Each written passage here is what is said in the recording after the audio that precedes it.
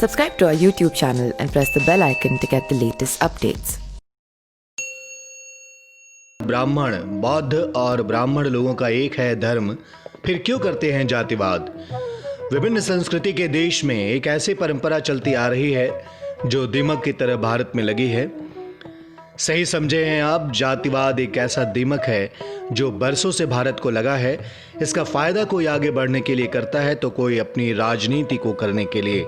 लेकिन आपको बता दें कि यह धर्म को लेकर और फिर जाति को लेकर इतना विवाद क्यों करते हैं, जब सभी के शरीर में खून का रंग लाल है और वो 5 तत्वों से बना है। धर्म कोई भी हो, सभी धर्मों के बड़ी जाति वाले अपने से कम जाति के लोगों के साथ कोई रिश्ता नहीं जोड़ते। खास कर हम बात करेंगे हिंदुओं की, क्योंकि हम सभी हिंदुस्तान में रहते हैं। विदेशी जब विश्व के धर्मों के बारे में पढ़ते हैं तब उनके सूची में हिंदू धर्म सबसे आखिर में होता है, जबकि बुद्धिज्म ऊपर होता है। सवाल करने से पहले आपको गौतम बुद्ध के बारे में जानकारी होनी आवश्यक है, तभी आप ऐसा सवाल कभी नहीं कर पाएंगे। आपको मालूम है कि सिद्धार्थ का जन्म एक क्षत्रिय परिवार में हुआ था और वो हिंदू था। जैसे जैसे सिद्धार्थ बड़े होते गए, उनके आसपास की चीज़ों को देखकर उनके मन में अनेकों सवाल पैदा होने लगे। फिर सिद्धार्थ को उन सवालों का जवाब भी चाहिए था, लेकिन उन्हें दूर दूर तक उन सवालों के जवाब नजर नहीं आते थे। उसे आने वाले सवाल के जवाब नहीं मिले। एक बड़े साम्राज्य में पला बढ़ा यह युवक अपने सवालों के जवाब खोजने के लिए जंगल की धूल उड़ाता घूम रहा था। कई महीनों बीत गए पर जवाब नहीं मिला। तब सिद्धार्थ ने ठाना कि अगर उसे ज्ञान नहीं मिला तो वो कभी ध्यान से नहीं उठेगा। आखिरकार सिद्धार्थ को बिहार के बोध गया में एक वट वृक्ष के नीचे वो परम ज्ञान मिला और सिद्धार्थ गौतम बुद्ध बन गए।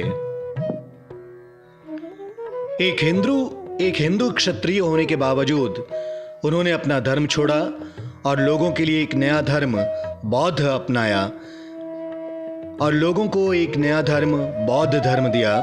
इसी धर्म के लोग अब विश्व में हिंदुओं से ज्यादा हो गए हैं। हिंदू धर्म को फिल्टर करके निकला है बौद्ध धर्म, जिसे धर्मों में सबसे श्रेष्ठ कहा जाता है।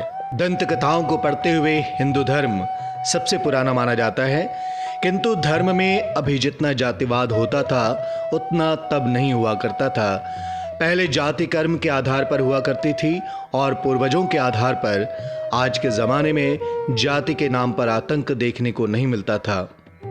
आज के जमाने की तरह जाति के नाम पर आतंक देखने को नहीं मिलता था। कई वर्ष पहले भारत विशाल देश था, जहां पर अनेक देशों के लोग आए और राज करके चले गए।